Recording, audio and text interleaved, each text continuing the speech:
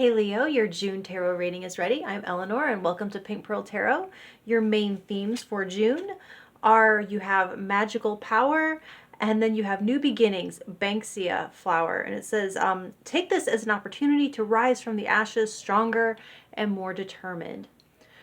So what these two together mean for June is that it's almost like literally creating something new from scratch, because it does mention the ashes there in that card. So it's a month to really tap into your creative genius, or like whatever manifestation techniques that you're into specifically, and take action on your vision for this new beginning. And it starts with visualizing it, imagining everything about it, and then adding in the emotional component of the visualization. In fact, that's even more important than what it's going to look like, is what it will actually feel like. Then comes the mental strategy and planning, and then execution. So you're kind of being presented with an empty stage, a blank slate or a blank page, or a canvas on which you get to lay out this next phase of your life according to your own design. So for one of your magical gifts to call on that will help, you have the Ten of Pentacles reversed. So this is talking about your ability to be present in the moment without getting caught up in future tripping.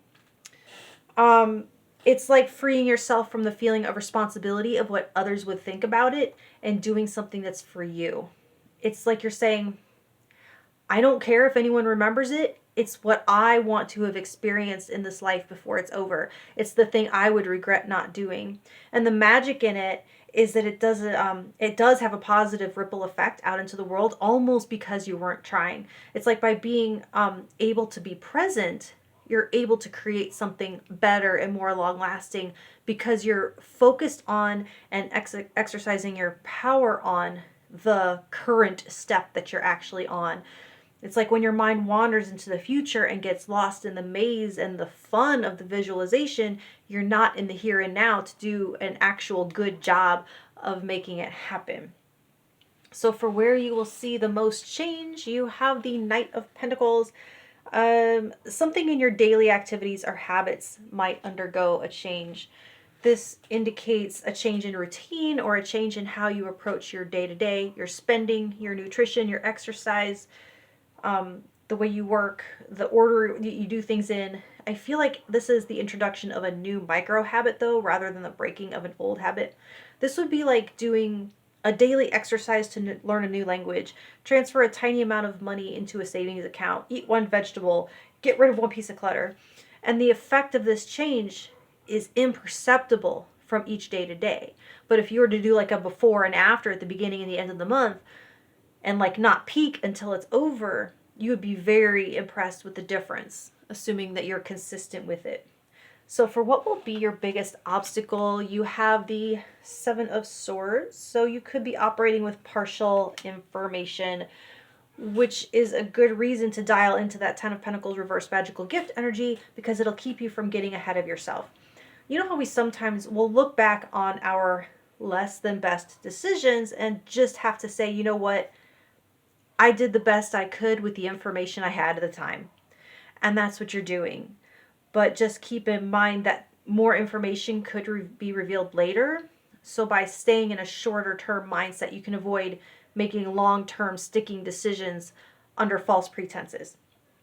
So for the best thing about the month, you have the Empress. So don't everyone get too excited, but one of you out there could be conceiving. If that's what you're wanting and trying to do, it's not for everyone.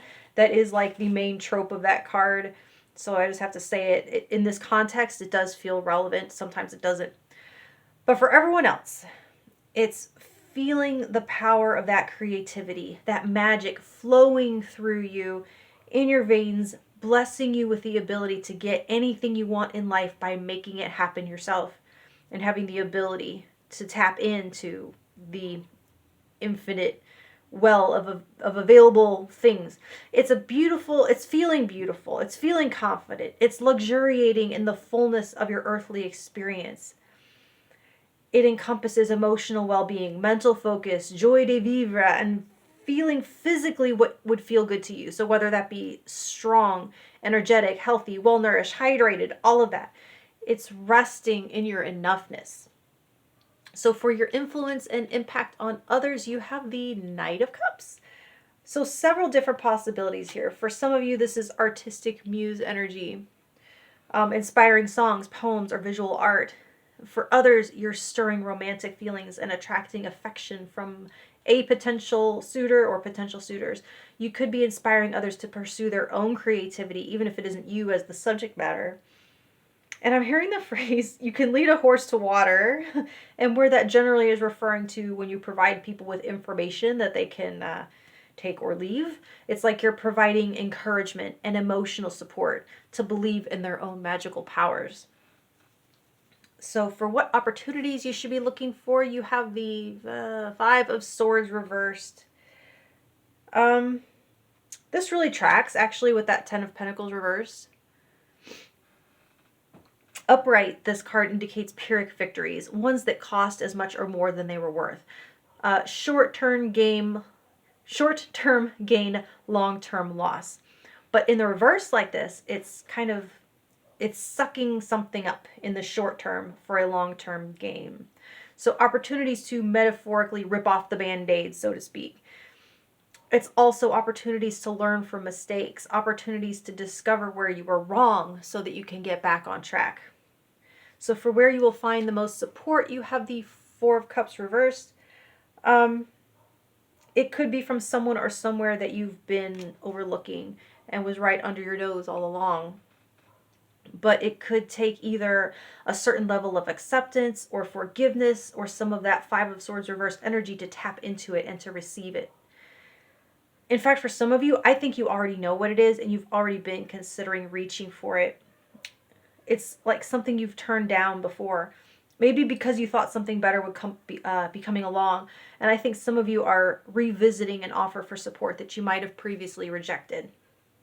So for your self-care directive, you have the World. So with a new beginning as your main energy, that does mean something has to close out.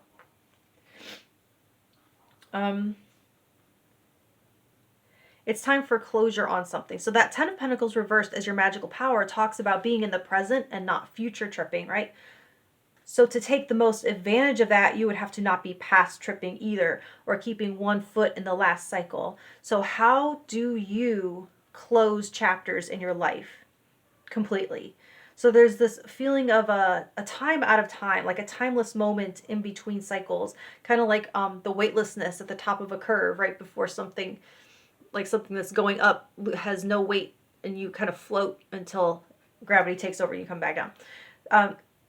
So it's about allowing yourself to be in that in between, to regroup and to be intentional about what's next and not missing this kind of interstitial time, this moment where you're at the top, at the peak, and before everything comes like crashing down into reality again. So allow yourself to be there and not rush forward, because you have this kind of vantage point that you can make something really great moving forward if you're not just falling into it, if that makes any sense. Anyway, that's what I have for you, Leo. Much love, and I'll talk to you next month. Thank you.